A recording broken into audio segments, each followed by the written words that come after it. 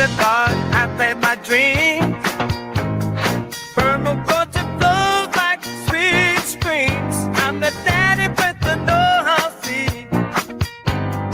Creating the world like it's meant to be. Permaculture, P-I-M-P, I'm the king.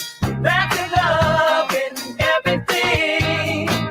Bringing change, making it last. Join the permaculture. All righty, welcome to episode 331 of the Permaculture Pimpcast, where PIMP stands for Permaculture is my passion. The only Pimpcast on planet Earth where we discuss permaculture, preparedness, and practical living, and sometimes even parasites. Permaculture, P-I-M-P, with soulful rays. In the Pimpcast, where we find our place. Oh, yeah. All right, good to be here with y'all today and tonight. Well, I'm telling you what, y'all, I am very, very, very, very, very excited about this podcast today. And of course, it's going to be a live stream. And of course, our largest audience is going to be listening in the audio platform. But folks, I can't even begin to tell you I'm as happy as a puppy with two Peters, because we're going to be talking about some stuff that is going to be extraordinarily valuable to everybody out there. First, I want to give a shout out to everybody in the chat right now. And of course, Denise over at Renewed Homestead, who's our moderator. So folks, you know the deal. Don't start no SH and there won't be no IT.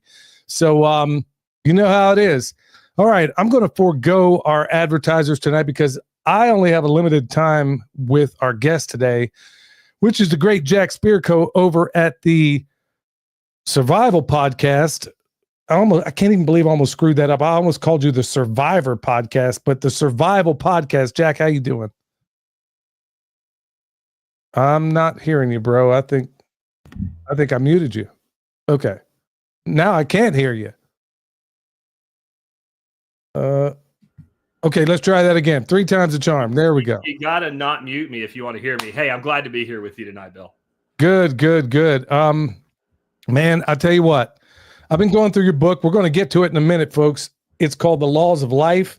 And if you have any children out there, look, I'm going to be honest with you. If you have any adults, I've been reading Jack's book, and I'm telling you what, there's so much stuff in there. It's a doggone shame you and I are the same age, because this would have been very helpful to me if you were 30 years older than me and you wrote this thing like 30 years ago. We'll cover that in a minute, but Jack, right off the bat, before I get into you real quick, let me just make a quick announcement. Sure. Folks, this weekend, Strong Roots Resources, my buddy Kerry Brown's going to be holding a sheep and rotational grazing course. Now, this is going to be especially handy for a lot of you folks that are not working on, you feel like you got to be on large acreage. Look, you can scale this stuff up or down. So Kerry's going to be showing you how to do that, and it's only $40. It's going to be from 11 to 2 on June 22nd, and that's Strong Roots Resources. It's going to be a Bluebird Hill Homestead in West Knox County, Tennessee. So if we don't have it in the chat tonight, I'm sorry, Denise, I didn't get that over to you, but it will be in the show notes for anybody that's interested. Look, man, I got to hit you right up off the bat because everybody in this world is tripping about you name it. But let's just start in the Middle East, man, because if I don't get into this with you, these people are going to eat my lunch. If I had Jack Spirko on here and didn't ask you about what are your thoughts about what's unfolding right now, and how do you think it's going to pan out? If I told you how I think it's going to pan out, I would just be completely guessing. I think what most people are concerned with really is what will the U.S. involvement be here, and I think there's this narrative forming among And when I talk about libertarians, it's like you're my people, I'm one too, but I can still criticize us. I think the narrative forming is that Trump is turning into Bush 2.0, right? Like being walked into this expanded Middle Eastern war. And I can't quell all the concerns, but I'd like to quell that one. I don't think that's happening.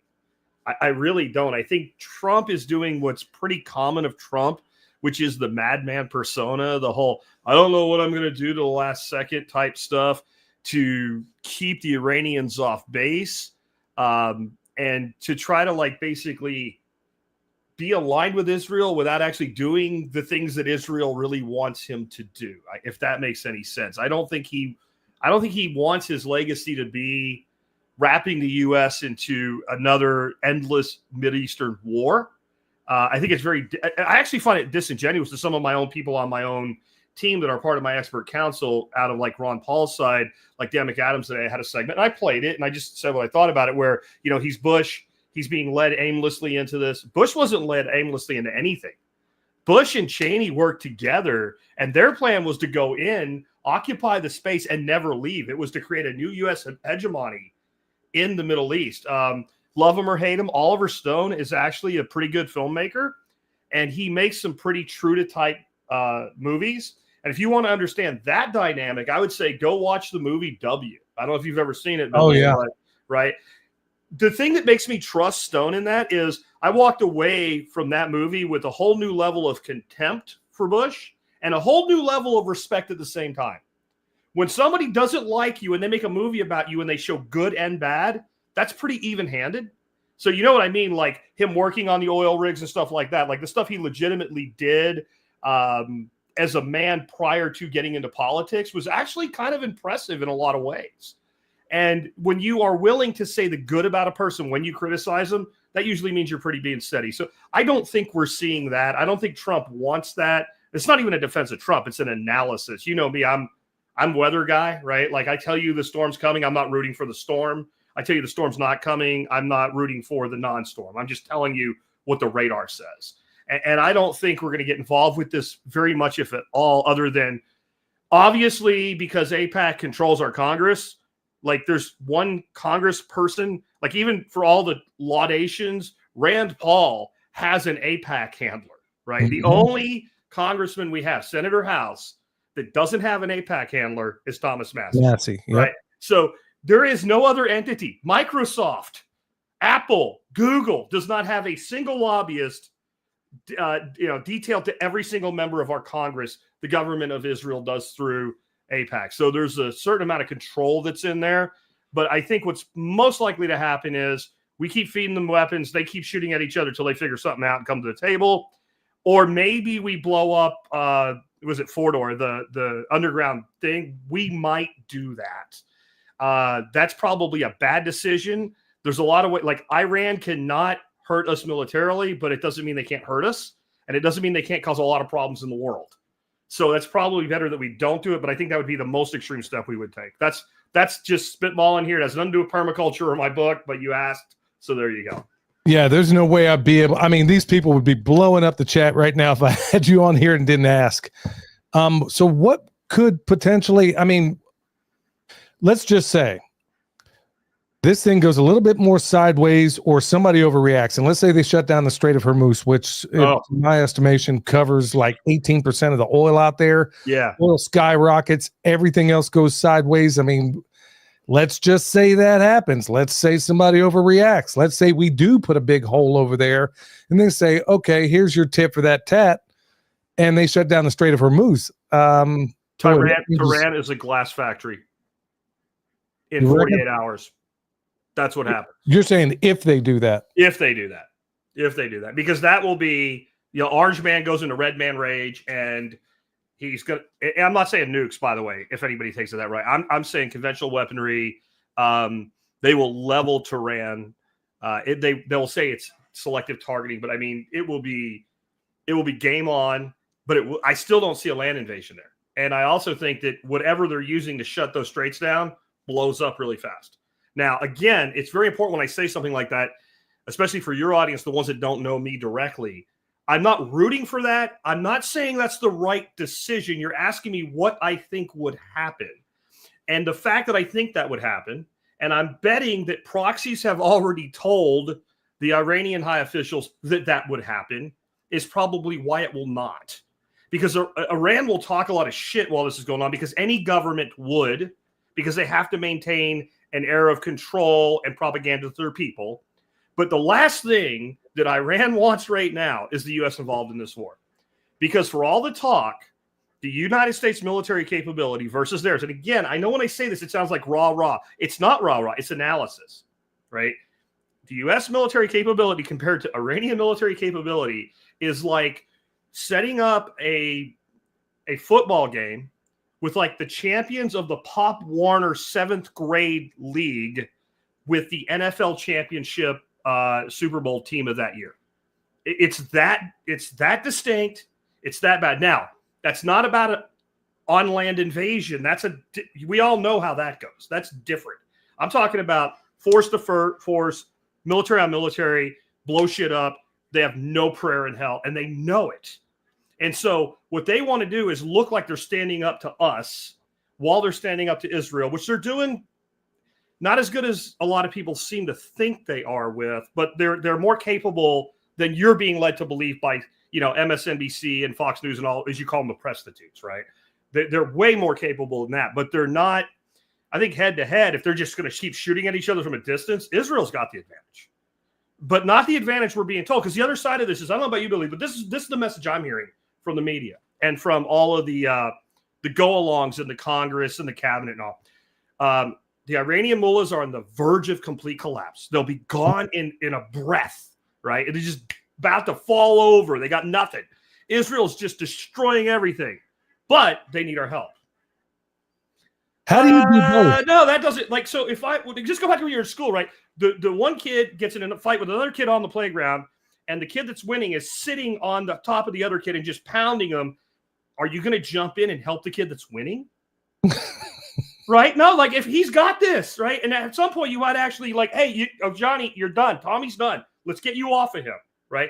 No, they're like, oh, Billy's beating the hell out of Tommy, but we need to help Billy because if Billy loses, we're all going to die. That's the message we're getting. If Israel goes, we all go. So the United States can shut Iran off like a light switch if we want to with our weaponry, but if Israel goes away, we can't do that anymore.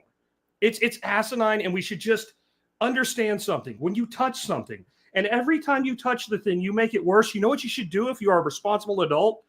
Stop touching it. Can we just stop touching the Middle East? You and I were in the military at the same time. We were touching and messing the Middle East up when our old asses were in the army. Right. I don't want to say how long ago it is, but it's a while.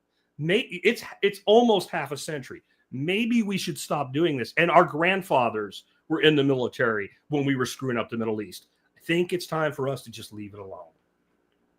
Well, I couldn't agree more. I'm with you on every count there. And I'm wondering if we're seeing a whole lot of just crazy brinkmanship that's unfolding right now. And I think so.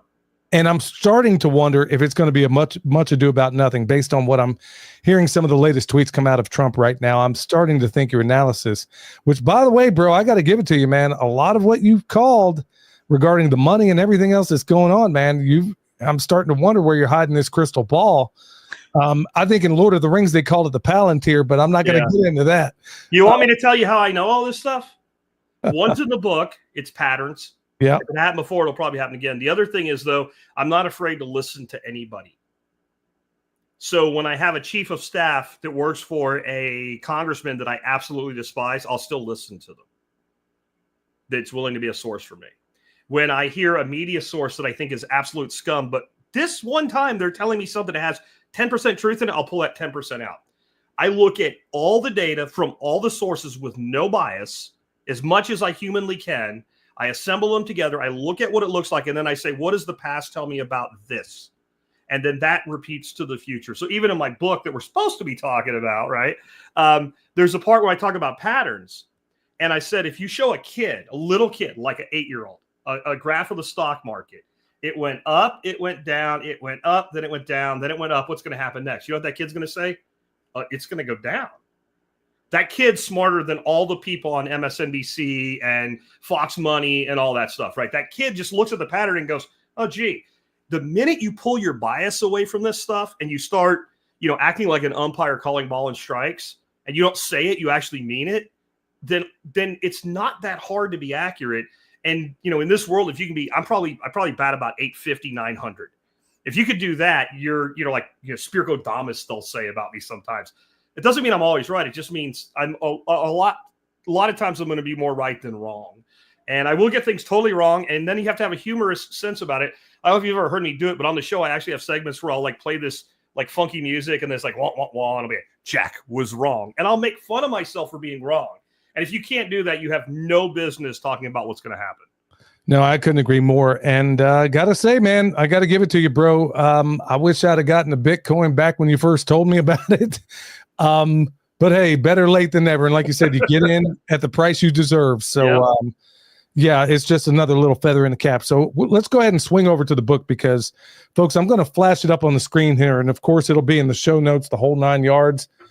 Jack, I got to ask you, I mean, you've been at this a long, long time. I started listening to you not long after you started. I want to say it was back in 08 or 09 I started listening. And I got to say, after all that you've done, after all the podcasts you've done, what was the catalyst to make you say, okay, this book needs to be written? So it was, the show actually turned 17 years old tomorrow, if you can believe that. Wow. But it was, probably 14 of those 17 years of people saying, write a book, write a book, write a book. And I'm like, I'm a podcaster. I'm a talker. I'm not a writer. And I'm not a great technical writer. I can be. It was actually a job of mine at one time because I was doing proposals for like data center design and stuff like that. But it's not my passion to write. I love to teach. I can be an okay writer. But when you have people that follow you that long, that love what you do and say, I want a book and I want something concise about improving lives that I can hand to somebody that's never going to sit down and listen to a 90-minute or a 2-hour podcast. And they don't go away and it never stops. Eventually you say, maybe the universe is trying to tell me something. Maybe God is trying to tell me something. Maybe I need to do this. And as I wrote the book, there were a lot of setbacks in writing that book. COVID hit right in when I really started doing it in earnest and all. And it got put off until last month. And then I finally released it. And you see like, well, maybe this was a good idea because the week we dropped that book, we were #1 best-selling new release on Amazon the day we dropped it and the day after we dropped it. We were on like 4 different categories in the top 5 bestsellers. And we were sitting on lists with books by like big publishing houses, big name authors. That didn't last, but you know what? You can't take it away. It happened. I have the screenshots to prove it. And so I think there is a real demand for a book like this because for those listening to it that don't know kind of who I am and my backstory, I come from nothing. And when I say nothing, I mean literally nothing. I grew up the son of a bootleg coal miner. That's about as rough. Central Pennsylvania bootleg coal mining family. It doesn't get much lower on the status symbols than that. And I built a really great life. I mean, even before I started doing the podcast, I had come to a reasonably high level of success in corporate America. And this book is how I got there. And it's less a step-by-step, like do A, B, C, and D and put slot A into tab B. It's more of a how to think. It's laws of life. And these are 16 laws, as I call them, of life that I base my life on. And I want to be clear, I don't claim to have authored these laws. Maybe a couple of them. Most of them are well-known principles. Some are direct, quotes by famous people. But these are all things that when I locked onto these principles, I said, I'm going to make that part of my life. And I'm going to base my life on these things. And I will not stray for them. I will treat them like what they are, laws, not suggestions. And when I say law, I also try to divide law up into 3 categories, right? So 3 categories are, you have a law of men, which I don't really care about, right? A law of men means a bunch of people in suits and ties got together and passed something to tell us what to do with ourselves. We have to know those things and be aware of them so we don't end up in bad places, but that's not really important to me. Then we have natural laws and we have scientific laws. A natural law is something like if you drop something, it falls. That's called gravity. And a natural law does not care about your opinion. You can't break a natural law without a consequence. You can break a law of man any day of the week and get away with it scot-free and never hear about it. People do it all the time. Most people break at least 1 law a day. I think there's a book called something like 2 felonies a day or something like that, or 3 felonies a day, right? So people break those laws all the time. But if you break a natural law, there's a consequence. If you go up on a building roof and say, I no longer believe in gravity and jump off the building, gravity believes in you, and splat, you're gone. Scientific laws are just natural laws that we've tried to explain, right? So I'm making a differentiation there just to help people understand. And because what I try to do is take natural laws and then codify them into a way that actually apply to our lives that would hit and resonate with people. And my target for this book is people about 15 to 35. I think anybody can benefit from it. You're about my age. It's probably a book you enjoy reading, and it probably will help you. But like you said at the beginning, how would you have liked to read this book when you were 20 years old? Absolutely. Absolutely. I mean, as I'm going through it, I mean, first of all, let me just thank you right off the bat, because man, one of my biggest frustrations, there's nothing I love to do more than read. But what drives me crazy is when the typeset is so freaking small that Can I stop you for a second, please, Billy? Yeah. Over there in your comments, there's a person called Agatha Raisin. And the statement is, Jack is an atheist. Because I invoked God. I am not an atheist. And I do not mind being called a lot of things I'm not, but do not call me a fucking atheist. I'm sorry, Billy. I know you don't like those words, but do not do that. I am not an atheist. No, I don't have a problem with those words. I have never, ever made a statement that anybody should ever take to believe that. I find that to be a personally insulting thing to say by a person that I find to be completely ignorant of who I am, and I would appreciate an apology. I don't need you to worry about it, Billy. I'm just telling that person that. If you want to know what I am personally, I call myself a deist. I believe in God. I don't believe in any organized religion. That's my choice. You have a choice to, and I always respect the beliefs of other people. I find that incredibly insulting. Well, I can't even, I'm an avid listener of yours. I don't even know where that could have possibly come from. I'm probably not singing from the same hymn book. I think we have a lot of problems with that in the world. Okay. Well, you know what? We're always going to have those people on there. Yeah, and I'm done. I just wasn't going to let it go without saying anything. Because no, bro, you drive it any way you like. But back to your book. I mean, first of all, I want to thank you because of how it's written. I don't know if the copy I have, because it's not like the copy everybody else has. But one of my biggest frustrations as I get older is I can't stand tiny little letters on a page. That makes it 10 times harder for me to read, because I read at an accelerated rate, and I read probably 3 times faster than most, but it slows me down a great bit. And then I have to go back and reread things when my eyes aren't working as fast as my brain is.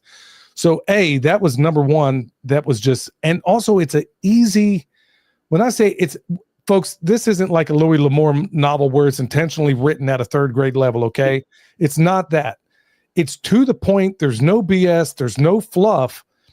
And you jump straight into it. So as soon as I started reading the forward and then got into the introduction, you said it right there. I mean, for anybody who's starting out in this world, especially in this world where it's changing on a dime, where so many of these jobs out there, I was just listening to a podcast, for example, the other day where a guy was saying, okay, he was one of the godfathers of AI. And he's like, okay, what would you recommend kids do? He says, honestly, you better learn how to do something with your hands, because those are going to be the jobs that go away last.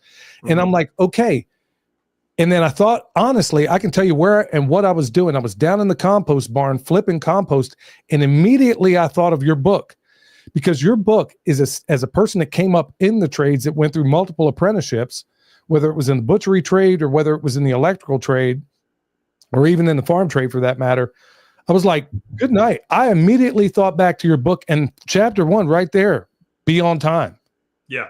And if I had a nickel before I got out, before I retired from doing the electric work, Jack, you want to know the number 1 and number 2 things that would get kids, that would run them off faster than anything. Number 1, they would never show up on time. And number 2, can't put these stupid phones down. Yeah. Can't do either. Yeah. And I love how in chapter 1, you started off with that. There's so many gems in this book, folks. You definitely want to get it. I mean it. But that was never in the world I grew up in. It was just kind of baked into the cake, man. Show up on time. In fact, if you're not 15 minutes early, you're already late. Why did you start with that? So I've given a few interviews on this book now, and I've noticed in the comments a lot of young people just taking that to be, well, it's obvious and it's not really that important. First of all, it's not obvious and it is important. And the fact that you don't think it's important shows that it's not obvious. And I don't think that people really get, and this is the point I try to make in the book, is it's not just about being on time. It's about respecting the other person. And every law in this book has like a main macro point that it comes out to, like, be on time, because by being on time, you keep your job. By being on time, you keep your relationships, etc. Right? The things that people would think of on the surface of that advice. But the way we think is intrinsically critical to the entire outcome of our life. So we have to understand the word capital to understand the word value, because there's not one kind of capital. When I say capital, most people probably have an image of a big stack of $100 bills or something, right? That is financial capital. We also have social capital, and we have what I call temporal capital. In other words, time has value. Even a completely natural form of capital, like a old growth forest, how many centuries of time did it have to consume to produce that beautiful forest that we look at and we stand in awe of and has incredible value to us? It's time. So my time has value. My time is one of my forms of capital. Billy, your time is capital.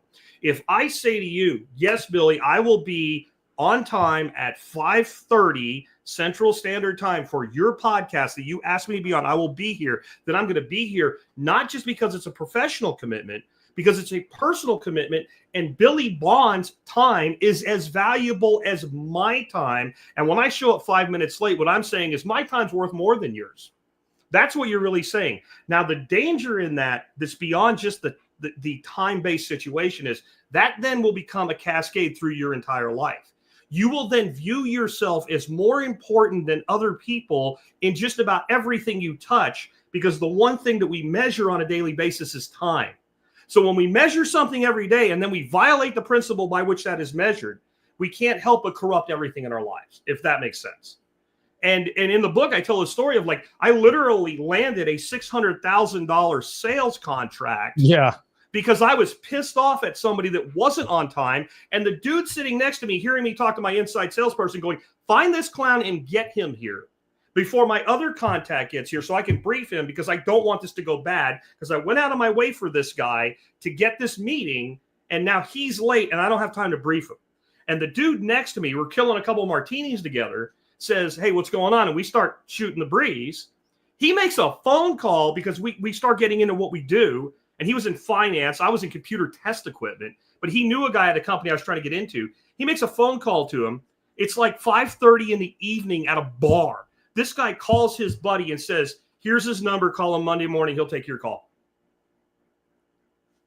Okay. That's because I was on time. And that's because I didn't tolerate somebody else being, and it just so happened that way. Okay. And I can't tell you that's going to happen to you. But what I can tell you is, if you're consistent with this one law of 16 in this book, that it will have an impact in your life across time. And that's the other thing. These things are cumulative. There's so many things in that book. You're like, well, if I do that, it's no big deal. If you do it once, it's probably not. But you won't do it once. You'll do it over and over and over. I'm working on the second book right now, and I don't want to say what it is in the second book yet, but there's one particular characteristic that if you do this, I worked it out, to the average person will do it 60,000 times in their life to the negative. Wow. How can you expect that something you do 60,000 times to the negative that everybody thinks is okay to do will not negatively impact your output? Of course it will. It has to. Man, I tell you what, there were so many chapters in here. Honestly, this is a book. I know the age demographic in which you wrote it for, but honestly, as a guy who's pushing 55, man, there were some things in here that kind of put me on my heels as well. Things where I'm thinking, amen, amen, amen. I'll cover the other things that really, really put me back on my heels. Things I've personally struggled with and things I've had to come to terms with. But folks, I'm telling you, I don't care where you are in that age spectrum. I don't care where you are in the continuum. I promise you, there are multiple nuggets in this book that you're going to take home that are going to blow your mind. Another one that I'm not going to give away anything in the book, but you can give away anything you want. I'm not that author. I'll tell you anything you want to know about what's in the book. I figure that will sell more books than it. I honestly, as a podcaster, I hate interviewing authors because they do that. So I won't do it. Okay. Well, I'm just open season, bro. No. Okay, cool. I'm going to jump right into it. But the one thing, and this is going to sound, man, if somebody said, list your pet peeves, man, I can't stand, man, I'm just going to go ahead and say it here. And I don't even care. There's a reason why I don't go out to eat a lot of times with black folks, because they don't tip. Okay. When Oprah's doing entire shows about this, it's a systemic problem. Okay. And when you talk about frugality versus being cheap, and you bring up the comparison of a garden hose, which I'm like, amen, because I do exactly the same thing. I will spend now. I mean, I love how you break it down, but honestly, there is a massive difference. Oh, you know what? There are things in this world I'm just going to be flat out cheap about, but there are things when it comes to something that really, really matters. And I'm glad you brought up like the garden hose. I don't fool around on that. because I need them for what I need. You know what? There are times I have that hose on for hours because I'm not sure when I'm going to need it down in the high tunnel or in the orchard or the food forest or whatever. I can't have this thing springing a leak when I'm on well water. You know, I can't be burning up pumps around here. But Jack, maybe go into this thing between, there's a difference between frugality and cheap. And for the record, I can't stand cheap people. Me either. So I think I tell the story in the book that when I got out of the military and then I moved here to Texas after that, then I went back to Pennsylvania, took a job up in that area. And I was visiting my father while I was looking for a home to bring my family up there. I went to this donut place. I think it was like Dunkin' Donuts, you know, it was kind of a big hobnob place for people to hang out, not work during the day. And I'm sitting in there. And because I was so separated from the place I grew up at the point, you know, the confession is, I think if I had never left, I wouldn't have noticed. I would have been one of the people doing it. I just heard cheap, cheap, cheap, cheap. I mean, I heard people, you should go down there. This is cheaper. Like the number one word they were using was cheap. Yeah. And I'm like, holy crap, no wonder I got out of this place. Like, how are these people ever going to get anywhere? And then I realized, like, they're not.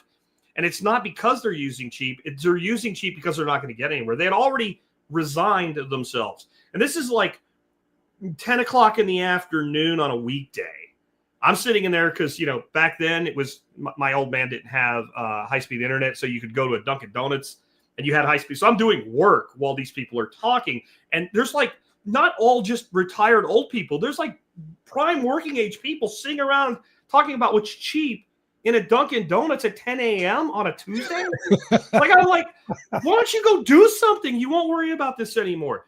But the big thing I would say is, if I tell you, and I know how you feel already, but think of it just for the average person. If I tell you this thing is cheap, do you think that means it's a good deal? Or do you think that means it's junk? Junk. Right? Junk is the first thing, even if you're like, well, it might be a good deal, but you think it's junk. Poorly made, plastic crap, Chinese garbage, right? So when you're constantly saying cheap, cheap, cheap, cheap to yourself internally or externally, and you're always thinking cheap, the number one thing you're doing is you're teaching yourself that you're not good enough to have quality. And you're lowering your expectations. And any parent will tell you what happens when you lower your expectations for a child. They meet your lowered expectations. Right. That's how that works. So you become your own parent and you start creating lower expectations that you begin to meet then. And this is what I call life cancer. It begins to erode your entire life. And where I look at this, and you know, the hose example you gave is, I found good quality hoses. I give a certain brand name in the book. It doesn't really matter because there's other ones. But like if you go to the store and you buy the cheapest hose they have, it will kink, it will break, it might last a season. And even while it's working, you're miserable because it just doesn't function. You try to pull it out and you turn the thing on and no water comes out. And I thought I turned it on. That's because it's got like 3 of these in it, right? All kinked up together. And you have to go undo it. Or you get a good hose, you pay twice as much for it, but it just works. And 5 years later, it's still working. And the cheap one, you've bought 4 of them in 5 years, and you've actually spent more money. Yep.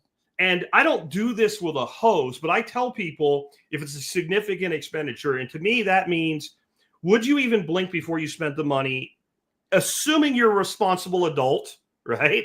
If you're a responsible adult and you would say, I don't know, then your decision should go in a spreadsheet in Excel. Right. And I use the hose as an example. I don't put the hose in Excel. I use it as an example. But it is a lifetime of making decisions that now has many decisions that I make that don't have to go into Excel anymore. I'll buy the $60 hose and I'll think about it that way. But if my wife and I go to a nice restaurant and I drop $200, I don't even think about that. But you know what? 20 years ago, I did. And for the last 40 years, I've thought this way. And that's why I can do that now. That's why I can make that decision on the fly right now. And I still rein that in. Like, it's not like we do that every week or something, right? But when we're going to do it, we go do it. And then there is a place for the cheap option in the right situation. My story in the book is my wife and I love a place called Sanibel Island. And we spent a lot of our vacation time there. And the hotel that we unfortunately can't stay at, the hurricane destroyed it and haven't rebuilt it yet. But the one we used to stay at, they have a service where they'll bring 2 nice chairs out and a big umbrella every morning for you. And we're there like 10 days. We don't go for 2 days. We go for a week and a half. And that's $20 a day. Well, if I'm going for 2 days, I don't even care. It's $40. 10 days, that's $200. Even I care about $200, right? So we go by the cheap store and we buy like a couple $7 chairs and a $20 umbrella. That's perfect for our needs for 10 days. We sit there, we enjoy the beach. It's our thing. We don't get burned by the sun. We have a place to put our stuff off the ground. And at the end of the trip, we give it away to somebody. And we tell them, hey, when you leave, unless you're going to take it home, like if you drove here, fine. But if you traveled here like we did, give it to somebody else and like tell them to do it. And my hope is maybe that goes 5 or 6 or 7 times, right? So it's like a very benign, simple form of charity. Plus we took the cheap option because it called for the cheap product. But a garden hose, how long are you going to use a garden hose, Billy? Until you can't, right? Exactly. It's underwear. Until it wears out, you're using it, right? Like that's how guys are anyway, right? And so then if it's something you have to have, and it's going to be around a while, then you need to put some thought into what you buy. And instead of trying to save money now, save money across time. That's frugality. Like, and that's another, like, that's a depression era, like Great Depression era value that I take from my grandparents on both sides. And they were not cheap people, right? Because they understood, like, if you're going to spend any money on something you're going to use next week, next year, next 5 years, you need to think about that timeline. And if that means you have to save up for something, then you save up and you defer until you can afford it. You know, another example, and this is not in the book, is in my family, we were all big fishermen. And our number one reel of choice, and they still make something called this, but it's not what it used to be, a Mitchell 300 spinning reel, right? I don't know if you know what these are. They're black. They were made in France back in the day. They were about $40 in the 60s and 70s. Okay, that was a lot more money than it is today. And for poor people to buy a reel like that, you had to save up for it. But what you knew was, if I buy that reel and I take care of that reel, I'll give it to my kids. Right? That is the mindset we've lost. And I dare say we've lost it because we switched about 1971 when everything went sideways, right? We went from a somewhat gold standard to a fiat economy. And as soon as you go to fiat money, you get fiat products, you get fiat healthcare, you get fiat food, you get fiat government, you get fiat housing. Right. My dad's house is finally falling apart because he's not taking care of it anymore. But it was built in like 1873. You think a house today is going to be around in 2023? Do you really believe that? Because I don't. I know how we build houses today. We build fiat houses. We have fiat cars. Really, we don't make anything better than we used to except technology. No, I couldn't agree more, man. And we mirror each other so much in exactly the same way, because that's exactly. Are you there? Yeah, I'm there. I said it's kind of scary, actually. Yeah, bro. I think we're brothers. Man, I got to look at my family tree, man, because somewhere there's got to be some crossover. Look for an ancient ancestor in Romania, man. Hey, in my family, hey, you never know, man. You only know who your dad is because mom told you. So we got some weird stuff going on there. But yeah, we roll the same way. We typically eat all of our meals at home. We prepare. When I say we, I mean mostly my wife. Mm-hmm. Of course, I chip in whenever I'm able. But honestly, if I'm going to go out, I'm not going to take her to a kind of restaurant where you look up to order as opposed to the one where you look down to order. Yeah. So, I like that. So if we're going to go and do all that, I'm not going to be pinching pennies. Whatever I want on that menu. But like you said, there was a time where I had to say, okay, what is the more? And I was trained back in my first ever sales job, never, ever, ever use the word cheap. If you have to say something similar to it, say inexpensive. Don't say, sir, would you like to buy the cheap one? No, you don't do that. And then I was like, okay, so cost effective. Yes. Would you like the one that, does the job or whatever the case, or the affordable one, or the one that's less? Don't use cheap, folks, because like Jack said, it rewires your mind in a bad kind of way. And Lord knows I got enough of that to try to unwind already without adding my own curses to it. So let's get into some other stuff. I am sorry for that, man. But that statement really bent me. I don't know what you could say about me that might offend me more than that. I'm sorry, man. No, man. No, it's all good, bro. I want you to hit on a few things. One that was really a big deal, and it was one of the ones that was, strangely enough, it was the hardest for me to learn. early on, I was learning when I realized that all of my family came from working class, blah, blah, blah, blah, blah, the whole 9 yards. Yeah. You know, when I was out there realizing, you know what, I think maybe there might be more to this life. I think I'm cut out to be more than what I've become. Everybody out there, when I was trying to make that transition, would, I think to a certain extent, their intentions were good, but I was always taking advice from people that were in that class. I was always getting bad advice from people who haven't moved the needle any further than I had gone. Yeah. And then you have a chapter in here that says, take advice only from the competent. Yeah. And that was one of the biggest mistakes I learned, because even though these family members might at first, and believe it or not, I think to a certain extent, there might even be a fair piece of jealousy in there of people seeing you advance past where they are. But Jack, maybe talk about that a little bit. Yeah. Taking advice only from the competent. Yeah, the jealousy thing's the crab effect, right? You put the crabs in the cooler, and the one trying to get out, and the other one's like, you ain't getting out. You're staying here with us, right? I think that might be some of it. But this actually came from my father. And I have a tenuous relationship with my family, but I did get some good things out of it. I try to credit those things where they are. And my father always said, don't take advice from anybody unless they're doing better than you. And before anybody gets offended by that, I've actually mitigated that, and it's in the book Mitigated. I'm just saying that was the genesis of it. And his example was, I had an uncle named Stefan, and he had been married and divorced 3 times in Pennsylvania, which has alimony, right? And he was like a machinist at a plant. Like, that was his job. And in spite of that, the dude retired a blue-collar millionaire with his 4th wife.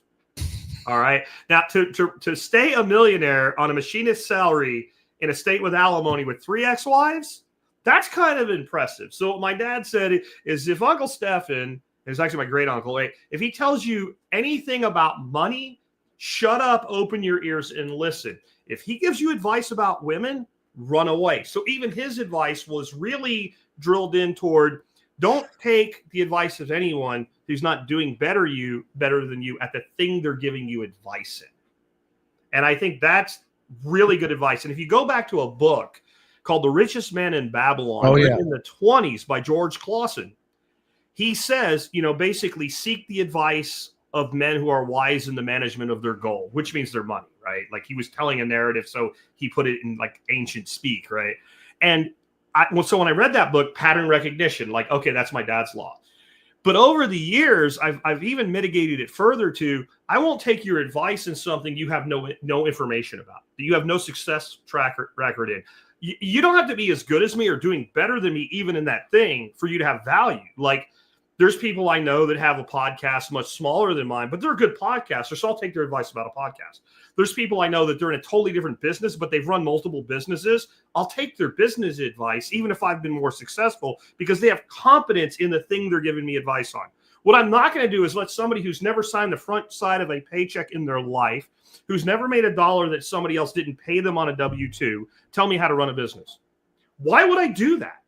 That's not arrogance. That's common sense. Like, you wouldn't take mechanical advice from someone who failed, hopefully, 6th grade physical science.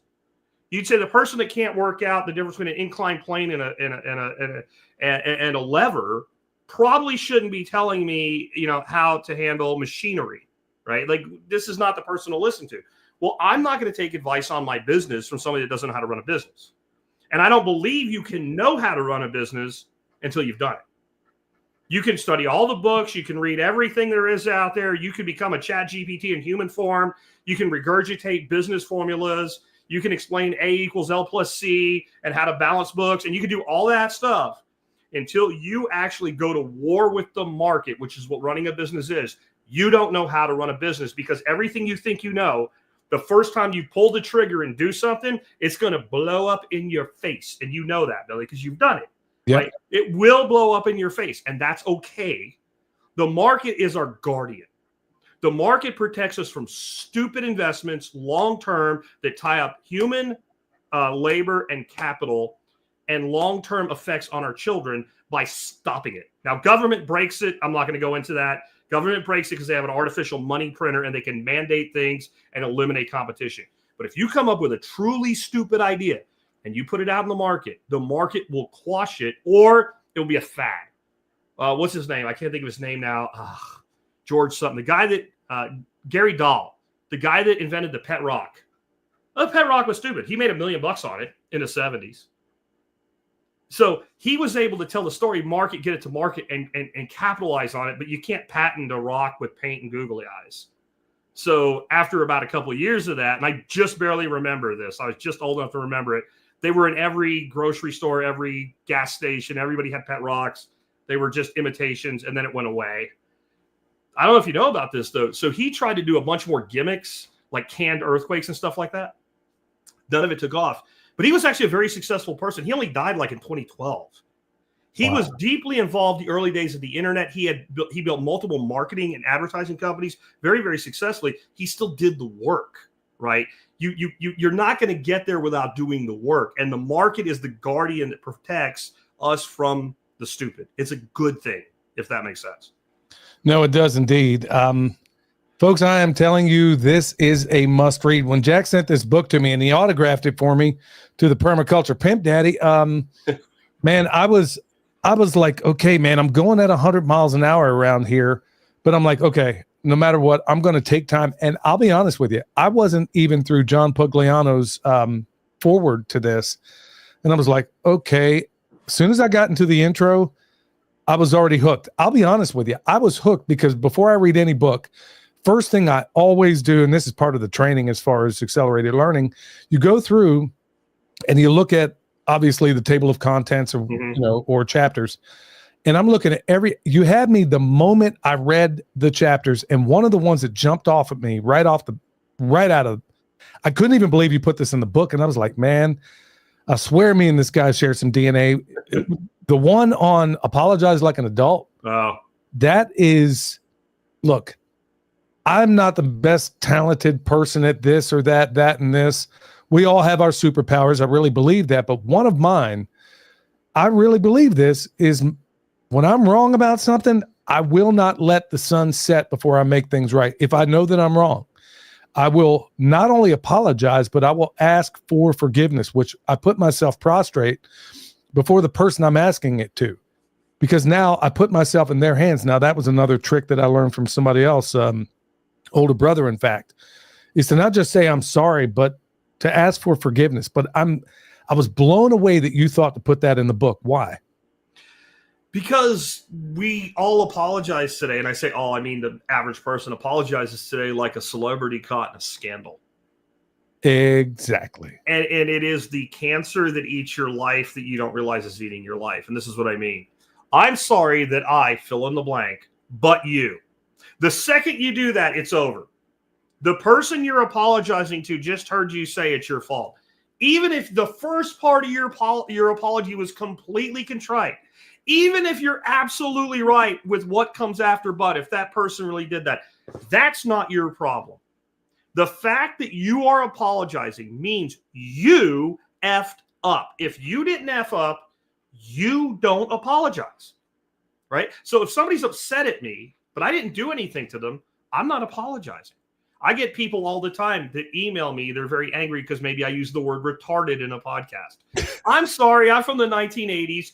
We would have, when I was running around with my friends back in the 80s, Gen X, we would have never called a person who was like a legitimate special needs or autistic person retarded. We called our friends retards when they acted like retards because they were capable of not doing it. When somebody did something dumb, you said it. So I'll say that. And then somebody will write me this huge, long, emotional letter, and I'll just say, it's a perfectly good word.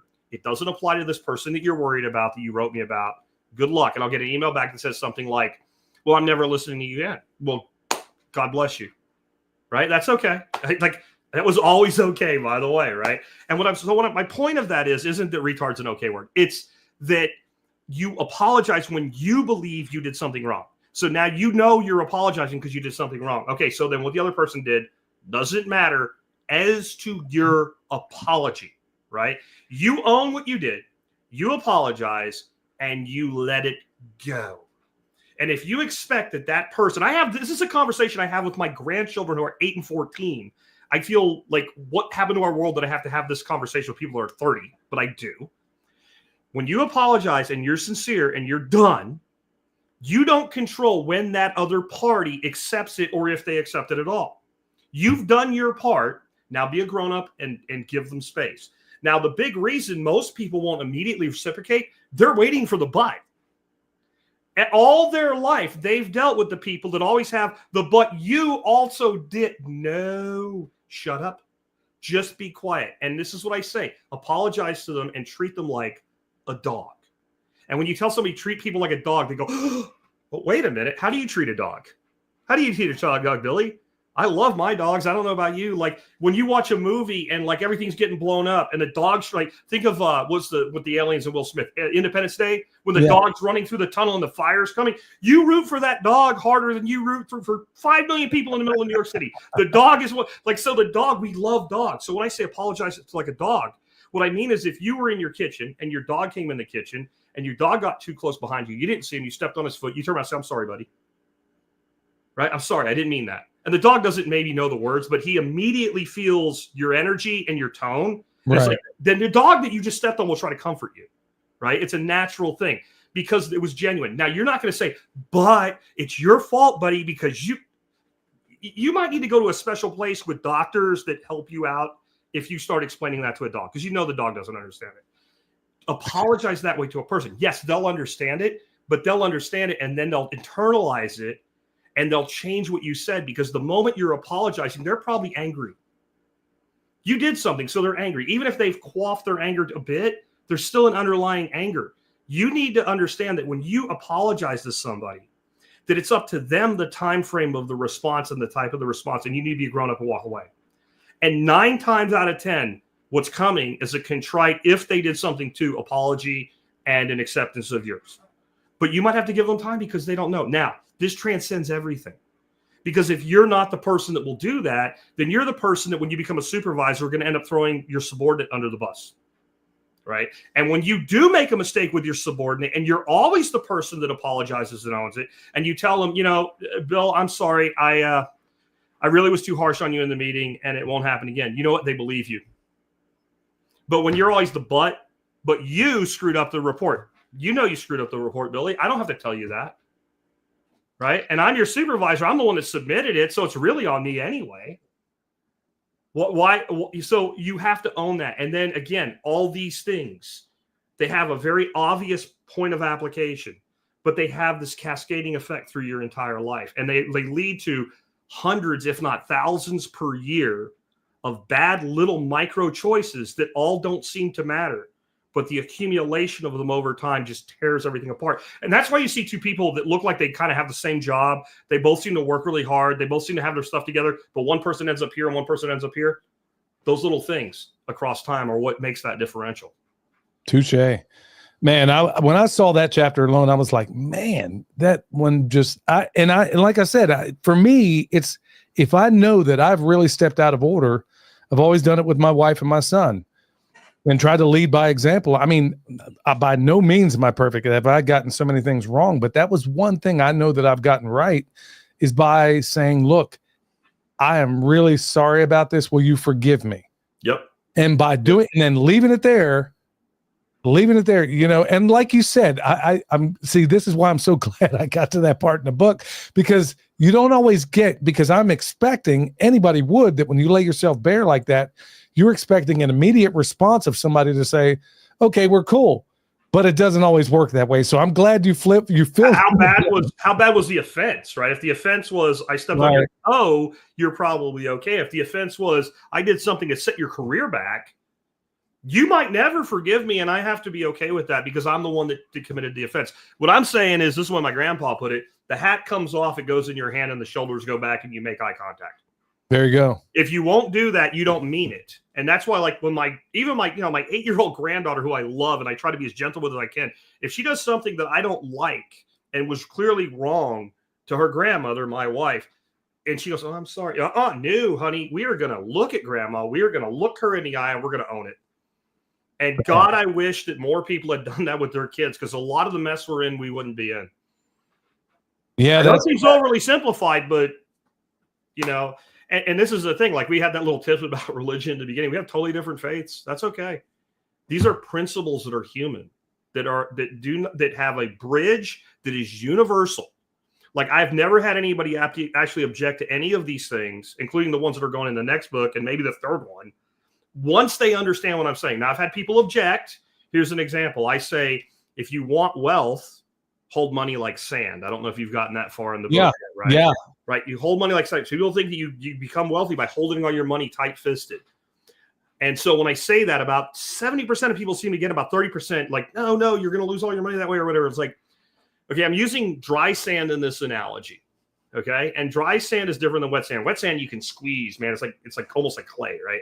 Dry sand, if you squeeze it really hard, it all comes out of your fingers. And when you are that way with money and you think that way about money, and before anybody gets the wrong example here, I tell people all the time when I'm like, you give them business advice, I don't want to do it. I'm like, don't hate money. I have no opposition to bringing money in. I like money. But when you have that mindset, you're back to cheap in a way. There's kind of those two laws are cousins. And that means that you live in a world of scarcity in your mind. And you don't see opportunity. You see theft. The people that hold on to money tight, they're the ones that see the guy with the beautiful wife driving a Corvette up to his nice house and say, must be nice. And when I hear somebody say must be nice, I'm like, HFSP. Yep. Which means have fun staying poor because you're going to. When I see that guy, I think, I don't know what he did to do that, but good for him. And can I learn something? Right.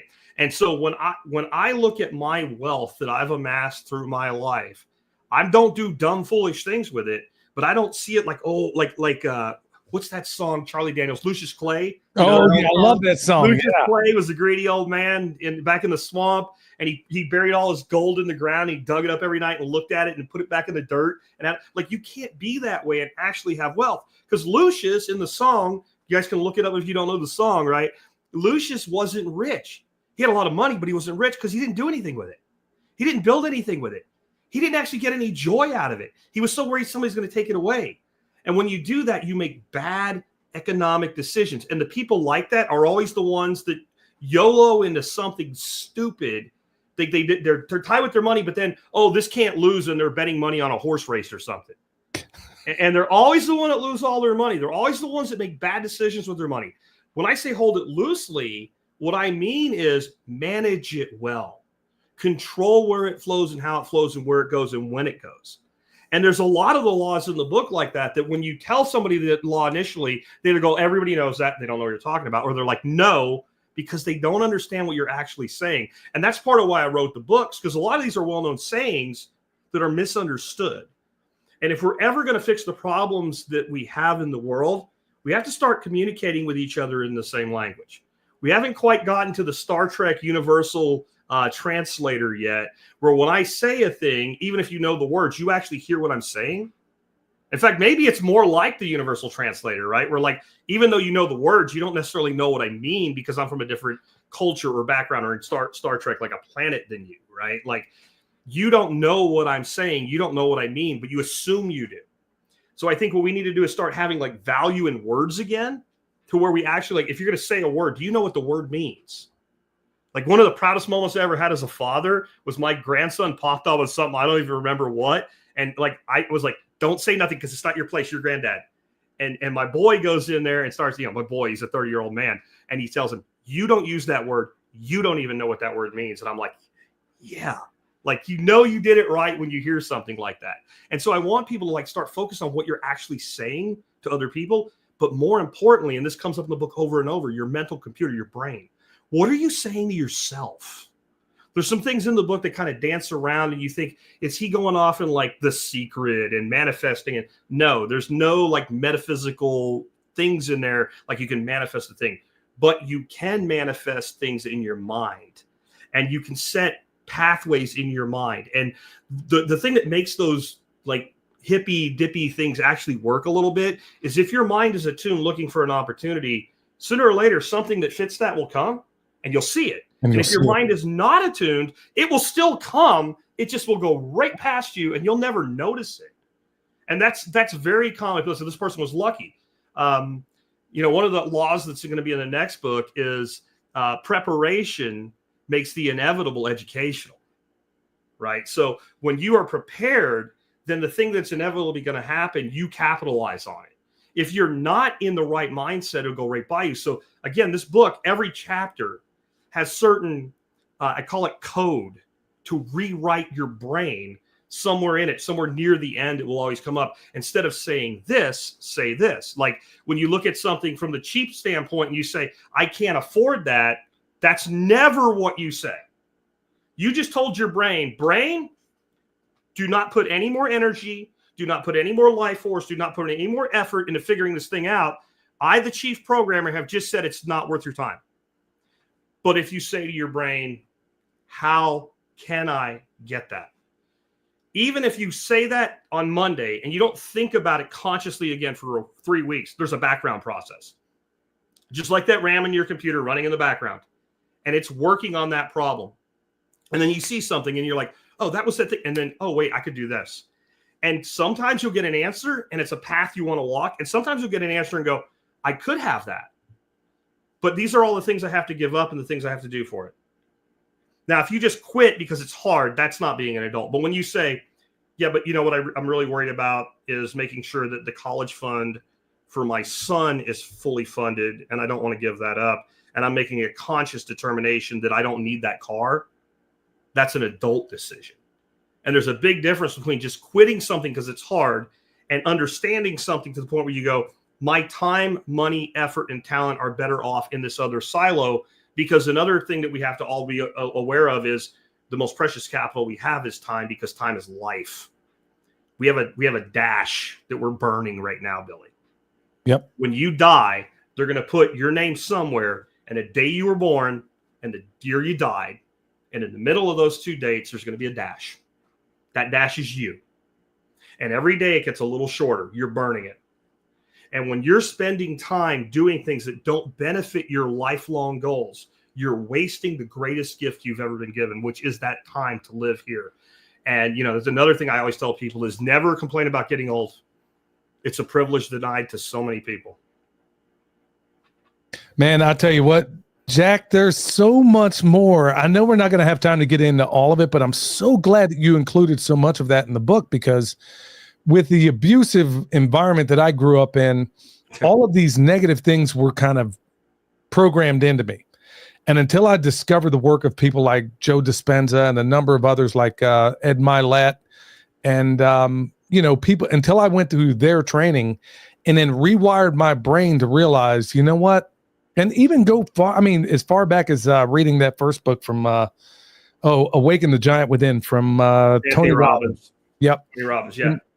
You know, until I rewired my brain and realized that, you know what, I don't have to have this, and it's all baked right into this book. And I was sitting here thinking, bro, do you have any, how many times I gave you mental high fives all through this book? But honestly, one of the big things that really put me on my heels, and it was one of the latest, it was the hardest lesson for me to learn because of the abusive environment that I grew up in. You know, when you grew up with two convicted felons as parents, and you know, we put the funk in dysfunctional. You don't know what's normal when you're around regular people, and I think so many people can relate to that. So when we got to the part where, and I'm not all the way through that part yet, but choose good friends. Oh, yeah. I'll be honest with you, man. There was so much of my life where I allowed my friends to choose me.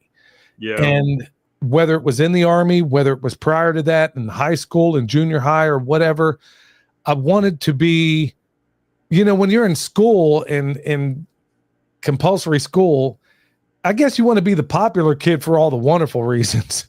Yeah. But it doesn't always work out that way. You may wind up being the popular kid because you crapped your pants on the bus. Yeah. And yeah, I mean, it could be any number of things. Yeah. Or maybe you don't look like everybody else, or maybe pick whatever it is.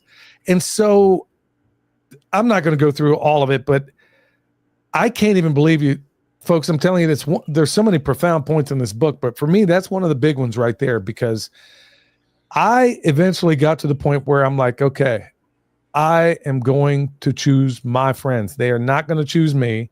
Yeah. And I'm not going to be with low energy people who are going to only take me down. I'm not saying that you should always be looking for Ed Mylett to be your friend or a Jack Spirko. Yeah. But just like you said, when you raise your standards, automatically you'll start seeing people come into view that you never would have considered before, where it was my knee-jerk reaction to just go for the bottom barrel, whoever will be my friend kind of person. Who was there, right? Who, especially in school, you're kind of stuck. Yeah. And I get it. I really don't beat up on kids for this that are stuck in a school, because you end up in a pecking order and you kind of have to carve your niche out. But then when you leave, like, you know, they get on people like my family, we homeschool, like, because they need the real world.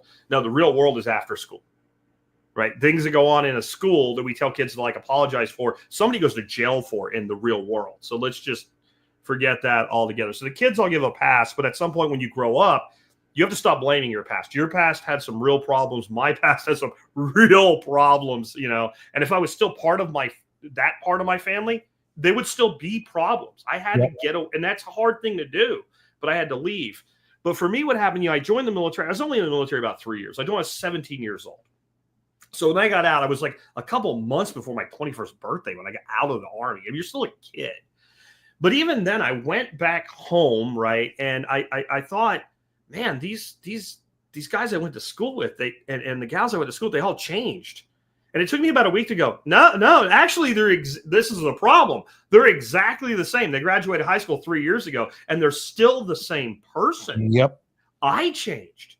I got to get the hell out of here. And that was kind of the genesis of absorbing this law. And that was the point in my life where I started reading everything I could about self-improvement, building businesses, and a lot of things about spirituality as well, and started to discover who I was and how the human condition worked. And this is one of those things I picked up. And so my standard for you to be my friend, and let me explain what I mean by friends, first of all. I'm a big guy on movies. I love movies, especially certain parts of movies. Remember the movie Tombstone, one of the first, modern Wyatt Earp ones? There's a part where they're out hunting down the outlaws, and Doc Holliday's coughing up blood. And one of the guys says to him, "Hell, Doc, what are you doing out here?" And he says, "Wyatt Earp is my friend." Says, "Hell, Doc, I got lots of friends." And Doc just says, "I don't. I have never identified more with a character in a movie than that." Yep. When I say friend, I don't mean I know you and I'm nice to you and I like you and I'll pick the phone up if you call me. I mean, I'll pick up the phone and I'll come help you move, or I'll come help you get out of jail. That's what I mean when I say I'm your friend. I mean that we'll go hunting together and spend 3 days together in the woods. I mean that I've got a couple hours and you want to come over and I'll sit on my porch and have a beer with you. So to understand what friend means, it's not acquaintance, it's friend. I'll spend the valuable time I have with you. For that person to qualify for that, I have to be able to identify one thing in that person that I want to be a little more like. It doesn't have to be everything. They don't have to be more successful than me. They don't have to be better looking, because who is, right? And that is in jest. I know what I look like. I have a face and a voice for radio. But there has to be something. Like one of my best friends in the world, this guy, David. This dude, he says he doesn't care for people. It's a shield. He comes to my workshops. There's 75 people out in my shop. 2 hours into it, you can go, "Who's that?" He knows his name, or he knows everything about that person. I'm not that guy. I can't do that. That's one way I want to be a little bit more like David. And hopefully there's some things about me that he wants to be a little more like. This is intrinsically important because you do become more like the people you spend your time with. And I have a story in the book about this that I think really drives this home from a stupid angle. Military, you guys, we come up with stupid sayings that like in a unit that maybe only went as far as the unit. And it was goofy and dumb and sophomoric, but you're 18, 19 years old and you're stuck in a place. That's what guys do. And so somehow in this aviation unit I was in, this thing came up when you tell somebody to do something, they don't want to do it. If you're scared, say you're scared. I get that it's stupid sounding. I understand it, but it's just what happened. I go home on leave and I say this to one of my buddies like one time just because it rolls out of my mouth. I go back in country. I come back 6 months later. And I hear this saying in this little podunk town I'm from like 10 times from people I don't even know. Me saying this stupid, nonsensical statement that nobody should ever say because it's dumb, spread through this little town. And I'm not that influential. It wasn't like, hey, we got to say this because Jack's. No, right? I promise you, at that time of my life, I had no influence on anybody, even myself, right? I was pretty low level at that point. But that one statement spread that way. If that spreads that way, and you hang out with somebody that's a effing loser, I'm sorry, but that's what they are, even if they're a nice guy, every day, you're going to take on their thoughts. You're going to take on their attitude. And when you say something like, we should really do something more with our lives, and they go, who cares? You're going to absorb a little piece of that. Maybe not, it won't maybe destroy you all in one go. But again, it's that, it's only a little bit of crack. Just smoke a little bit of crack. It's not that big. And next thing you know, you're a crack addict. But what you are in this case is you are a defeatist addict. You become attached to defeatist language. And sometimes you need to do what I did. I moved 1,500 miles away. Sometimes you need to move to the other side of your city. Because if you came up with people and you're kind of in a clique and you're kind of in that group and that's not going anywhere, you can't get out. Was the other movie, They Pull Me Back In, right? Like, that's what happens, right? They pull you back in because they don't want you to get ahead. I remember, like, when I was 16 years old when I moved out of my parents' house. I had friends that were like 18, 19 years old that were still living at home. And when I said I'm going to get my own place, I said, get your own place. You have to pay bills. Not, hey, you're too young. Hey, you'll have to pay bills, right? So if you think that attitude's new, we're going back to like 1987 here. Right? You see what I'm saying? Like, see, this attitude of like, I don't want this person to get ahead of me. I want this person to stay in my orbit. I want this person to stay in my level is not new. And this lack of motivation is not new either. I mean, for us in Gen X to talk about the lack of motivation in like millennials and Gen Zs, we're a little arrogant with that. We were the least motivated freaking people in our 20s that ever existed. Yeah, the Spicolis out there. Yeah. Right. Yeah. But what happened is somewhere in that mid 20s, early 30s, Gen X like kicked over and became this like get shit done generation. But we also shut up. And we completely, in my opinion, failed in our obligation. We didn't turn back around to the people behind us and say, follow me. We went mercenary. That's another reason I wrote this book, Billy, is I started reflecting on my life and said, thank God I've done my podcast for 17 years because it's what I gave back. Till the day I started this podcast, I was a mercenary. I got very successful very fast, and I did everything for the right reasons for my family. Nothing meant more to me than taking care of my wife and my son. I became a father of a boy who was 7 years old when I stepped into the role. That's a hard thing to do. You have to win not just the woman, you have to win the child. That's harder. You have to earn that. And I did everything I could for them. But at some point I realized I was making myself miserable and I didn't understand why. I looked around, I'm like, we have a nice house. We don't even think about a bill. It doesn't even matter. Right? We don't worry about anything anymore. And, 5 years before that, we worried about everything. Like, why aren't you happy? You made it. And I think that's what it was. There was no purpose in it other than for me. And so when I started doing the show, I went back to what my original passion always was. And it wasn't a thing. It was teaching. I don't care if I'm teaching permaculture. I don't care if I'm teaching aquaponics. I don't care if I'm teaching business principles. I don't care if I'm teaching somebody how to use AI. I don't care what I'm teaching somebody. If I know how to do something and there's a willing learner in front of me, you can't shut me down. Now, if the person's not willing, I'm gone. I will not force feed somebody information. But if somebody wants something and I have it, I'm going to give it to them. When I started my podcast, that just poured out of me in droves. And I got really bored of doing the political stuff really, really fast, even though it brought a lot of listeners in. And I was more worried about how do you prepare your home so you can survive a hurricane? How do you grow a garden that will feed you? How do you manage your money so you can make sure that your kids have whatever they want in their life? I've already done it, so now I owe it to you to help. And I feel like our generation, Gen X, we just sprinted ahead.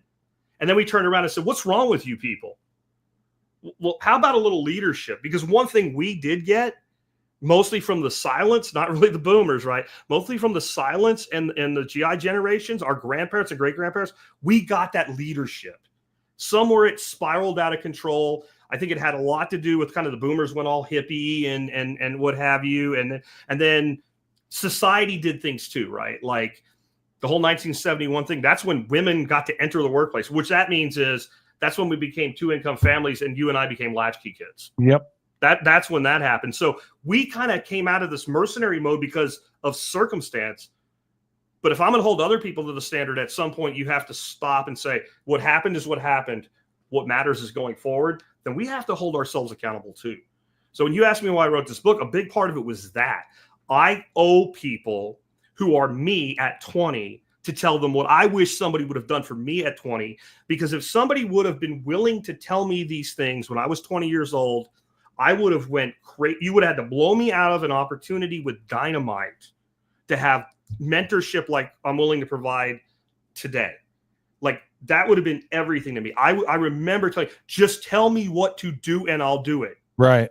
And getting with a few exceptions, and some of the mentors are noted in the book, not much. And what I learned is my greatest mentors, they mentored me with 2 sentences and walked away and thought he'll do it or they won't. So like I do that now. I know you know Nicole Sauce.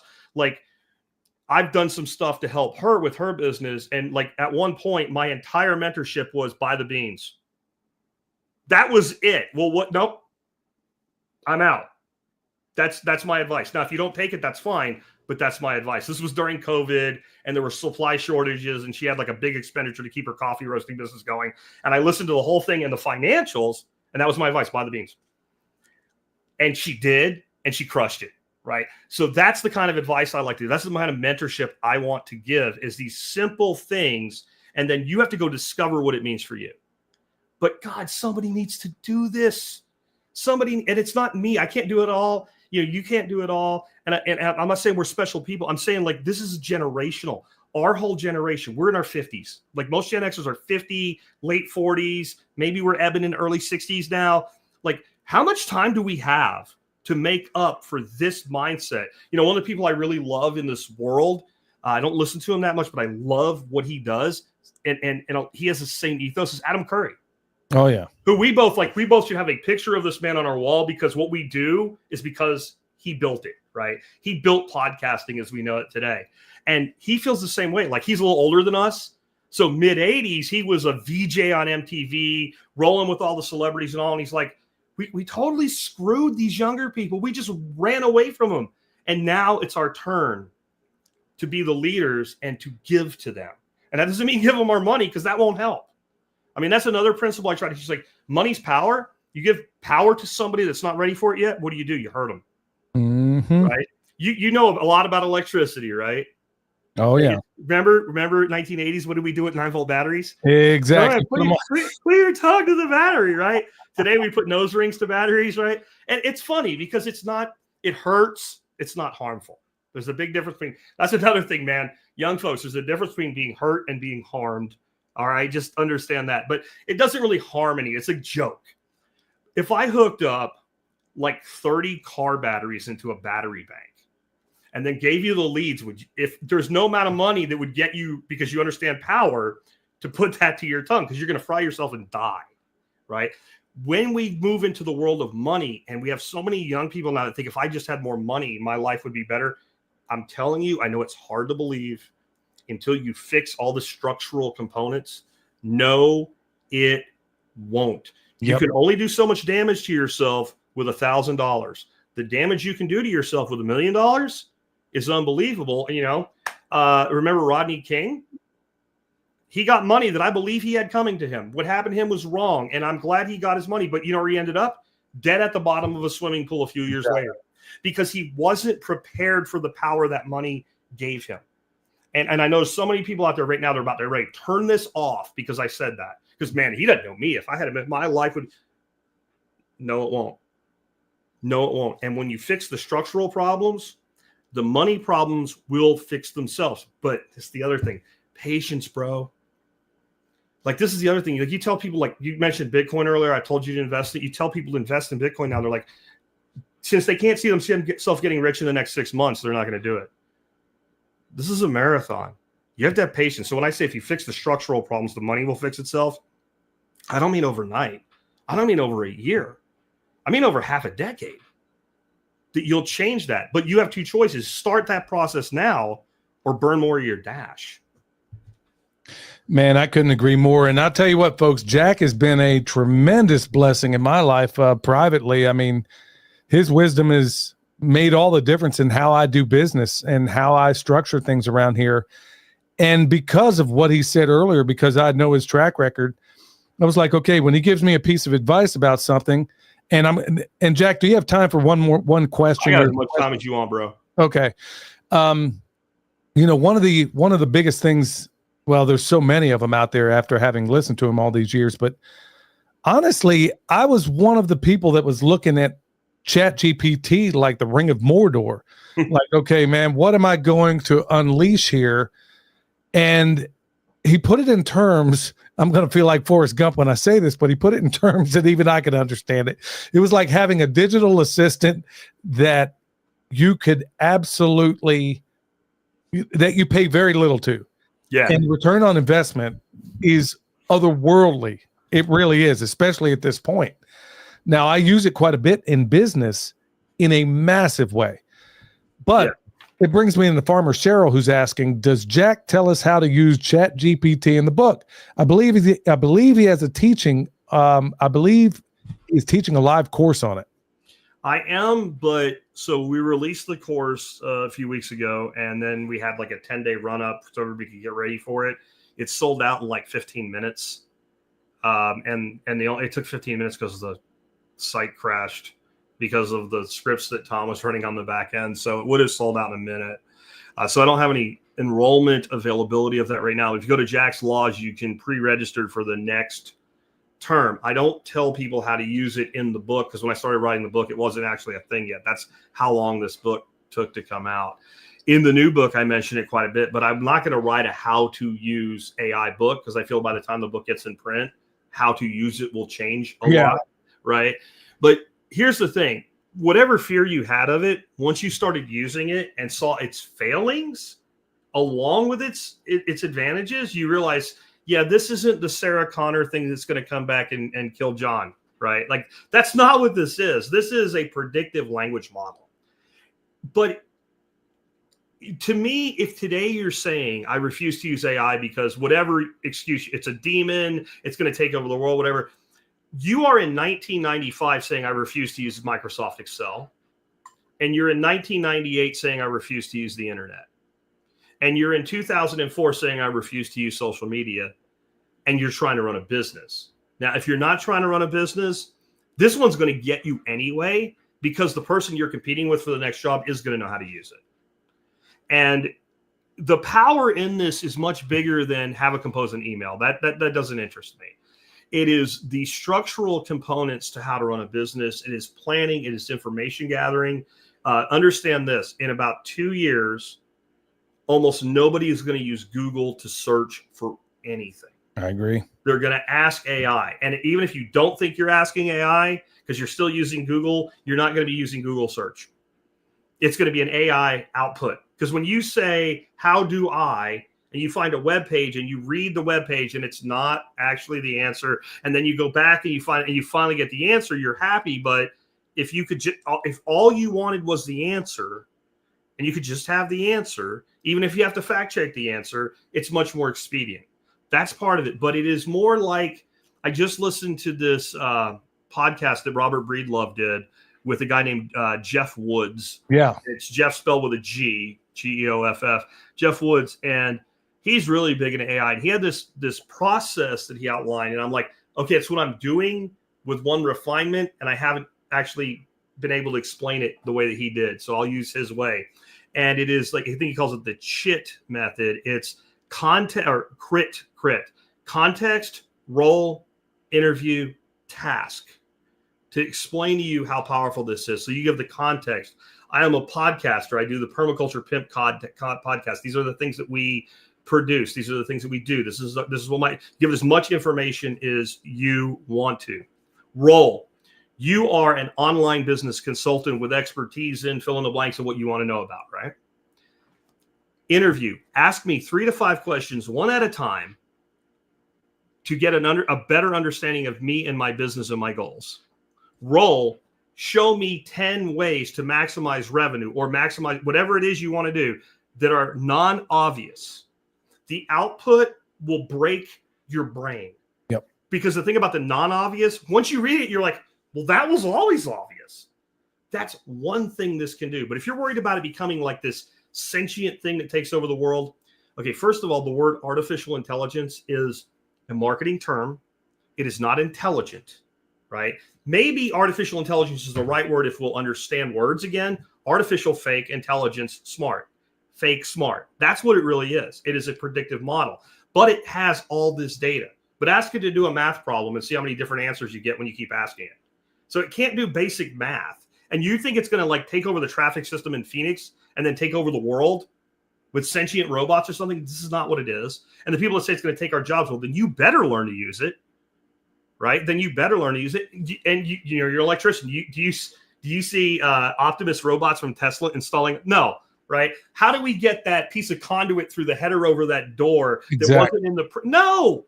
Or a pipe fitting job or a like welding in a factory? Sure. And you know what? We've been doing that since the 70s. I'm not even impressed by it doing it in a factory. The same weld in the same place every time. Any robotic arm can do that with no intelligence. Boom, fire for so long, back up, right? It's not going to hook up a trailer to a truck, drive it out in the middle of an oil field, and get a rig running again. And the dude that's doing that right now is making $140,000 to $160,000 a year. Well, you're worried about your communications degree or whatever. No matter what you're doing, there's going to be an AI application in this. But the place that it is going to be the strongest for is entrepreneurs and thought leaders. And the thing is, you have to see AI as an employee, and it's a multifunctional employee, and each role needs to be individual.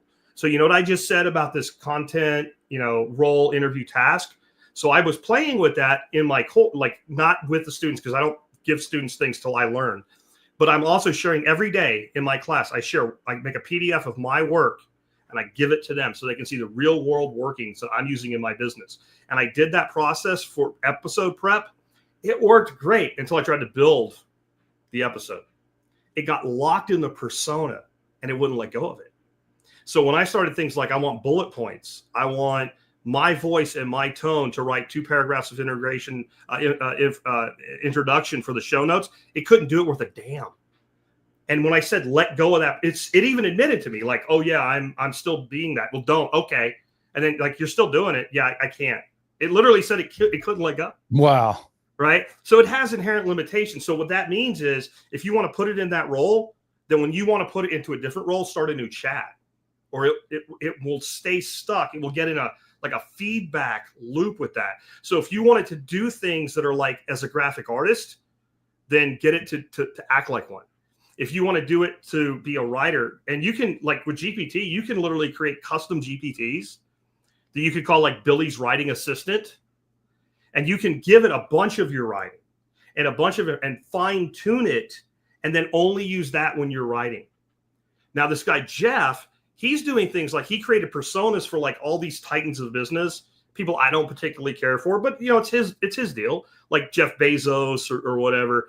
And so he creates these personas and then he runs things by them.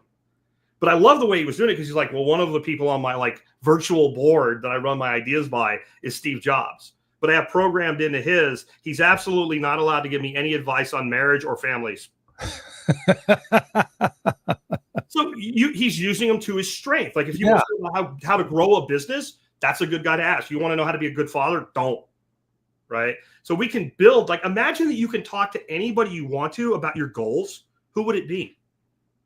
If it's not like somebody you know personally, we'll go talk to them, right? If it's some well-known personality that has work out there, then there's enough knowledge about that person. You can literally create a version of that person. And this guy's been building companies by the billions of dollars with this approach, this again, context, role, interview, task, as simple as that is. And he's like, 20% of the stuff it puts out is garbage. I only care about the 80.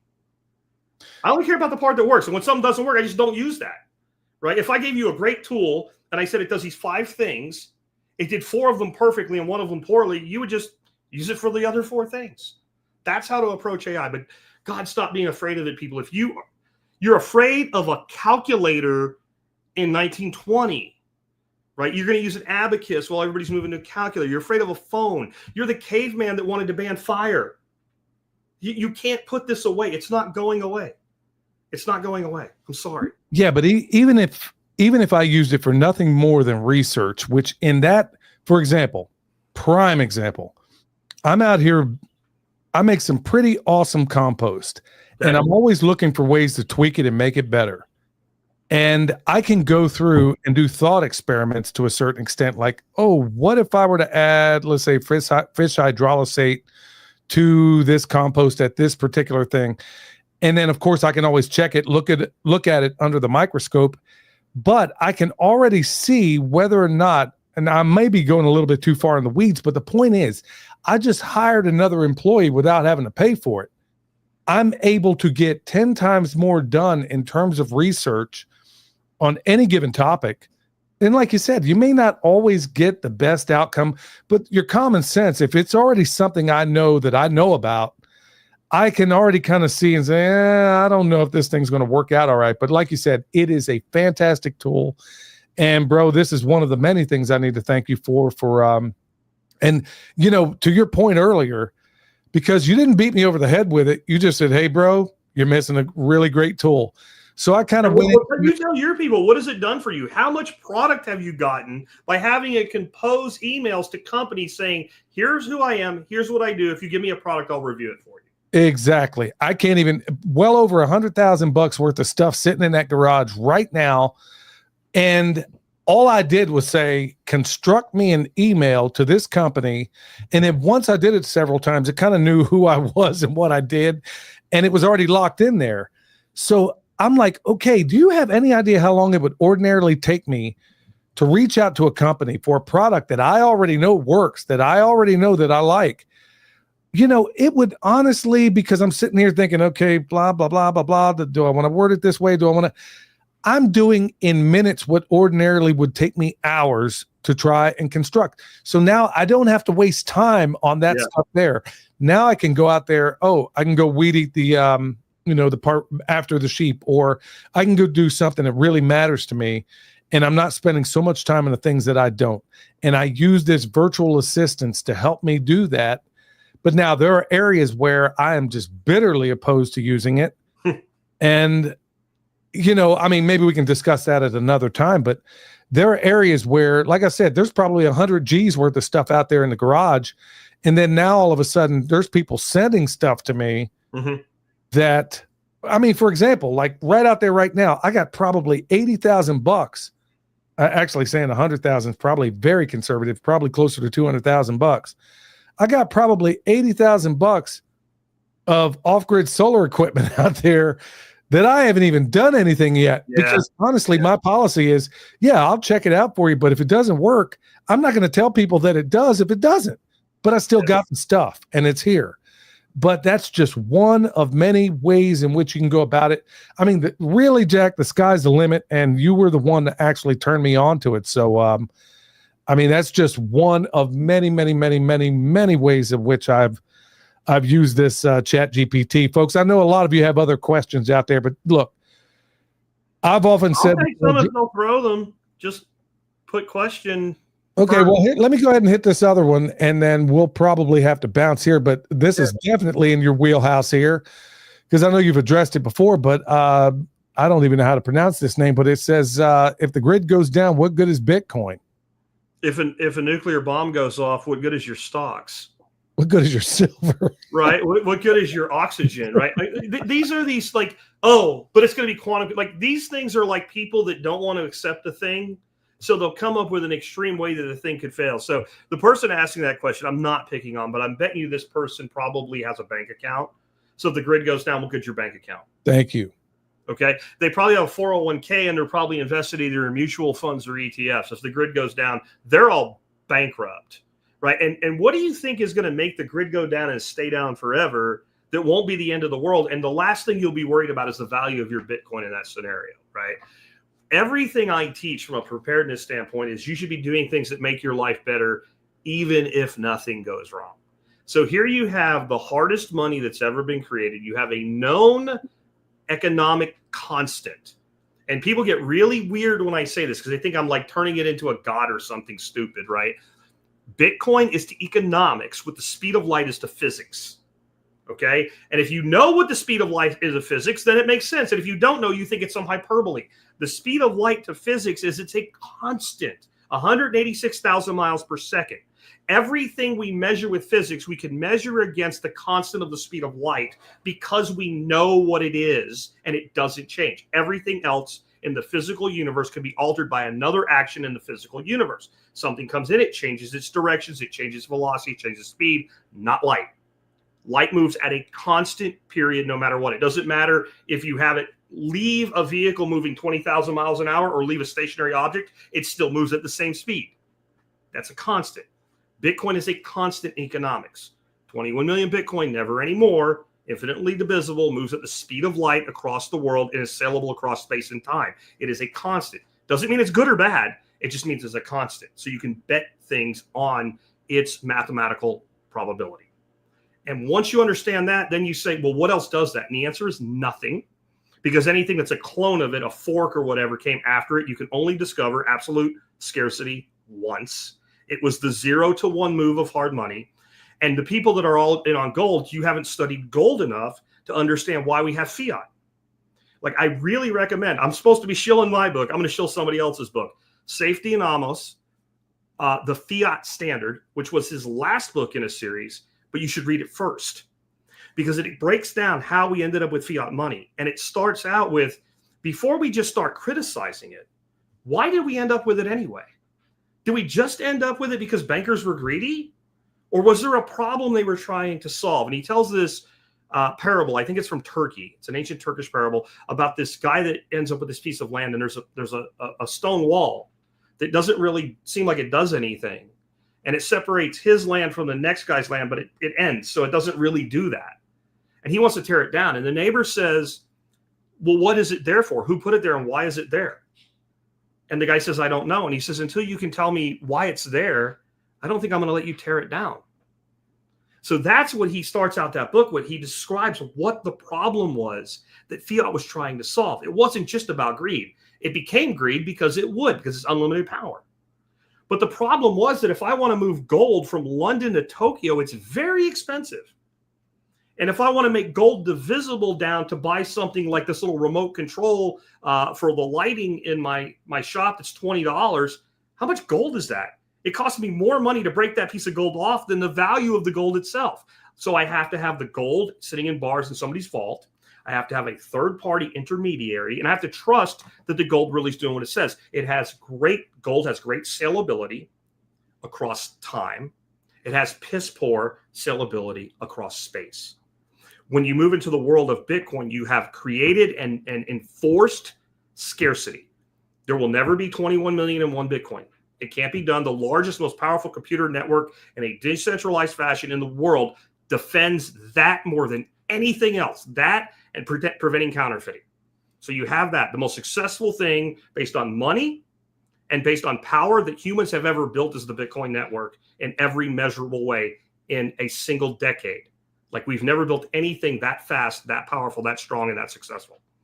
And so we have that. And now we have programmable money.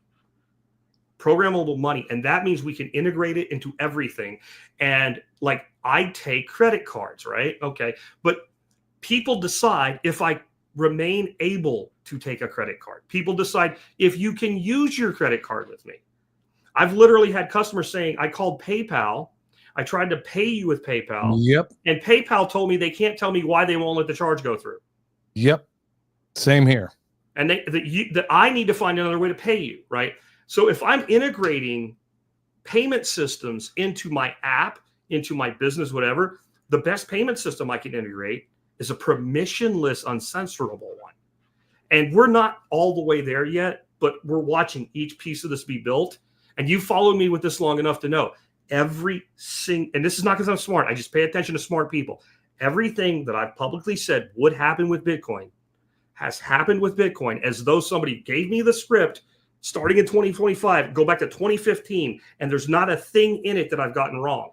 Again, it's not because I'm smart. It's because it's a constant, it's predictable, and people way smarter than me have given the information freely, and I've weeded through all of it, including the idiots, and pulled out only the useful, like Jeet Kune Do with Bruce Lee, right? And then, okay, the path is set. So you can ignore it and HFSP. That's your choice. I don't try to create disciples of this or anything. I just tell you the way that it is. And there's a point in time where something does what it's supposed to do long enough. When will it, like the people like that, again, I'm not picking on her because I know who it was, and she has some really good other comments, right? So this is a smart person. How long does it have to do what it says it's going to do before you accept that it's going to keep doing it? Is it 10 years? Because we're past that, right? It's actually, Bitcoin was created in 2009 and officially really fully launched in 2010. That's 15 years. If it was Tulip Mania, bro, did not last 15 years. No, barely last 15 months. Yeah.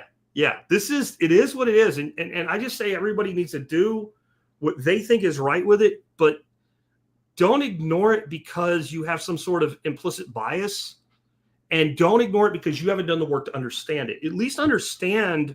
This is one of my things in the book, right? Believe whatever you want. Know why you believe what you believe. Most people that have this opinion about Bitcoin cannot explain 3 things about Bitcoin without Google that are right, that are correct. You know, how is a Bitcoin created? How is a Bitcoin transaction verified? And how is scarcity enforced? And I could have done 10 other things. I'm just picking 3 at random. You can't tell me those 3 things and you tell me I'm wrong. I'm sorry. I don't take advice from people that, you know, aren't successful in the area that they're giving advice on. No, it's all making sense. Folks, I'm telling you, not the best podcaster in the business for nothing. Of course, he's too humble to ever tell you that, folks. If you're not listening to the Survival Podcast, oh my goodness. I mean, there's archives that go way, way back, and he covers everything from a lightning bolt to a lightning bug. Jack covers it all. And I'm telling you what, this book right here, Laws of Life. Jack, where's the best place for folks to go out there and get a copy? Well, you can just go to Amazon and search for it, or you can go to jackslaws.com and get some bonus material that goes with it, and you can get the book from there. But I have a big announcement. Yeah. The day I said it was coming, like not like I'm writing it, like published date is locked in. After all these people are like, I want you to write a book. I want you to write. Is it going to be available in audio? I'm like, I got like 60,000 hours of audio. You wanted a book. Now you want it in audio. I published with KDP via Amazon. About 2 days ago, I got an email from KDP that says you now are qualified for instant Audible.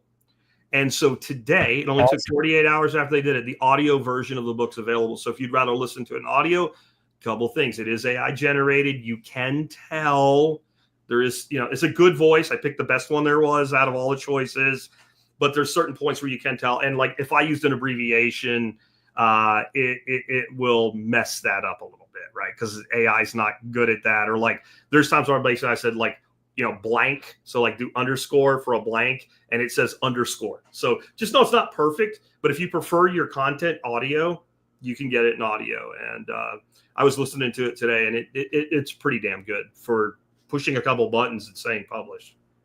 Man, that's awesome. I'm glad to have the book. I mean, you know, with all the crazy stuff going on in the world right now, I don't know. I'm trying to I realize how reliant I have been on a lot of the niceties out there, the you know, all the things that everybody else enjoys, and I'm trying to go a little more old school, which is why I enjoy books more.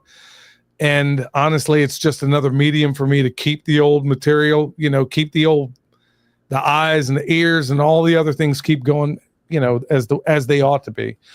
So folks, I mean, Jack, is there any other thing that you have coming up in terms of classes or, I know for a while back you had, I mean, you still have the website going where you have all your classes on there stuff. Yeah, I have a site called, there's a lot of people in here that are obviously into permaculture and regen ag and stuff. And I have a site called homefoodssystems.com. I have a class on composting. I have a class on cover crops, and I have a class on principle-based design. The principle-based design class is free.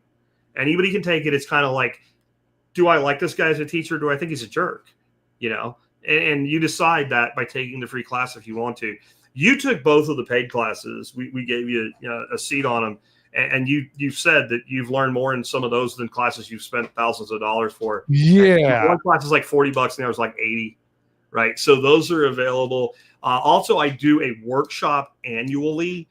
You need to be in the fold to come to this, though, because it sells out in minutes. And I say that a lot about things I put on sale, and people on the outside think it's just marketing. It's not. It's a sincere, honest statement that if you're not there, you're not getting in. This year, we're going to be able to let more people in. I've done this at my house since 2013, and I've probably run 30 workshops in that many years, because in the beginning we were stupid and we did like 4 a year, and we backed down to 1 because my wife told me I was being wrong and she was right. But this year we decided we're moving to a location about 15 minutes south of us. It's a YMCA campus, 300 acres, giant lake, river access, huge facility to do our presentations. So we're probably going to sell 85 instead of 50 tickets this year. So it's going to be easier to get in, but it's still going to be, if you don't wake up on that Saturday morning, and if you're not sitting there waiting for that link to drop, you're not going to be able, it'll sell out in 15 minutes instead of 5, right? But it is life-changing. I'd love for you to get down to one. You're always invited, Billy, as like a presenter or something like that. I would love to have you here. It is a life-changing experience. You're sitting in a room and half the people are multimillionaires and half the people are just getting started in life. And the networking it's not a networking event, but it happens anyway. And the way I know we're successful is, one, we've been doing it that long, and every event we do, 60, 70% of the people have been to at least one. 20 to 30% of the people have been to like almost all of them. So they're coming back at that. The big thing though is we have this rule on Sunday morning. You have to go home, but you can't stay here. We got to put my lap back together. There will be a group of people at the gate. And as long as they're at the gate, I leave them alone. They'll be there talking to each other for 2 or 3 hours after they're supposed to be gone, because they don't want it to go away. Because we bring people together that think like we do, and you realize I'm not alone. And so I'd love to have people come to that. The AI class, I think we'll do another one probably about September. The one we did this first round, we take 100 students per class. I drop the instructions each day in a Telegram group, a private group, along with a video that leads students through it. And I answer questions that came in the day before. And I just can't handle more than 100 students in a class like that. It's just not doable. And it's the first round, so we knew we would do things not maybe perfect. So we charged $100 for a 40-day class, which I thought was dirt cheap. And the next one will probably be $300. And right now, we're on day 9 today. Every student in the class has pretty much said it's already worth the money. It's 9 days in, it's already worth the money, because we're teaching people like, how long ago I told you about this. I've been using this in my business. So people are like, why not Gemini? Why not, whatever else? Because I use GPT and I know it. Like, you can take it and do whatever you want with the information I give you, but I want to be a good teacher. When you say this isn't working, I want to know what the corrective action is, or, oh yeah, it sucks at that and it doesn't do it well. Bro, I got to be honest with you, man. I think now we're not going to throw around the word cheap, but I honestly, that's cheap. I'll be the that's cheap. I'm going to be the first one to tell you. I said this to you before. Your composting class alone, I thought, was 1/10 of what you should be charging. Having paid thousands and thousands and thousands of dollars to learn under some of the best in the world, you distilled down pretty much all the information. I redneckized it. Well, you put it in a way. We can call it whatever you want, but honestly, you took out all the BS, left in the relevant stuff, and I was like, okay, this is phenomenal. And what I loved about it is that you train in a way. Now, please don't take this the wrong way, but your training is what reminds me. You know how in the military they cut out all the BS. Yep. They get you trained, and you're competent on the other end of it, but they do it in a very condensed way. And that's the way I thought you did with your composting class. I was like, how on earth did he put all this, all the necessary information in here without the BS? And you got out for a fraction of the money. I just thought you didn't charge enough for it. But, at the end of the day, I was still thankful for the training and honestly, I learned some additional things that I didn't get from the other courses. And that's the benefit of learning from multiple people. It is military-based training. Like I said, I was only in the military 3 years, right? But I think especially if you do it when you're really young, like you're a teenager, even a 3-year stitch will stick with you for the rest of your life. And there's 2 big things I took from the military. I was a mechanic in the military. I worked on heavy wheel vehicles like Hemmets and 917 tractor trailer trucks and stuff like that.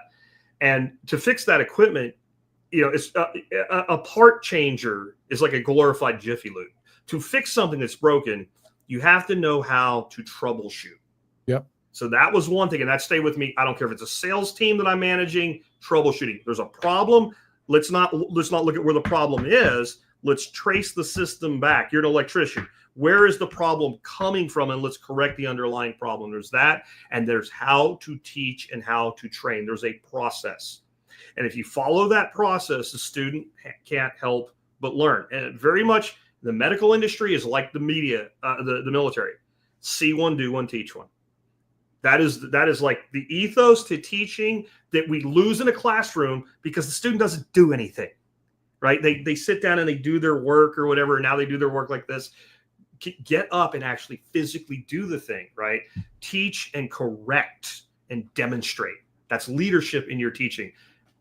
That was pounded into me as a recruit. It was pounded into me, when I became an E4 and I was running a squad by a very good senior NCO and E7 that I served under. This is your job. And I'm like, I knew I'm not staying. I'm not the re-enlistment NCO, like, go away. I'm not staying in. But I'm like, I'm going to take this. This is something I'm going to take with me for the rest of my life. So to this day, I teach with that model.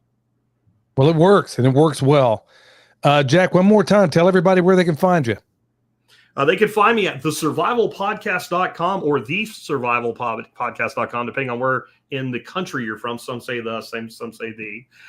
Or you just go to tspc.co. That's my main website. There you'll find 3,693 episodes of the show as of today. Wow. If you can think of something in the space between, entrepreneurship to permaculture to survival to off-grid, you name it, we've covered it. Either I've covered it or I've had guests. Once a week, I do an expert panel show where I have just a lineup of amazing experts. I have an engineer, I have a homestead consultant, I have a plant propagation specialist, I have 2 doctors. And so we have these people that are able to take questions and answer them. And come on by and check us out. And if you don't like me, that's okay. But, at least check me out first. Think you're going to dig him, folks. Thanks so much for coming on, Jack, y'all. That didn't quite come out the way I intended. Man, thanks so much for coming on the program, Jack. I want to give a hat tip to everybody out there in the chat. And, of course, over there at Renewed Homestead for handling the chat. Look, y'all. Things are getting crazy. Things are getting real. And this is where you can get all the information you need. So until next time, stay alert, stay alive. Wisdom from soul and permaculture dream. Let the ideas unfold. I'm moving with the truth. Feeling nature's good. Who's got the answers? All we need to do. Listen to the earth, they got us through. Change, watch the world spin. From the smallest sprout to harmony begin. In the cycle of life, where the magic's alive. Tune it to the beat, feel the fire and thrive. True.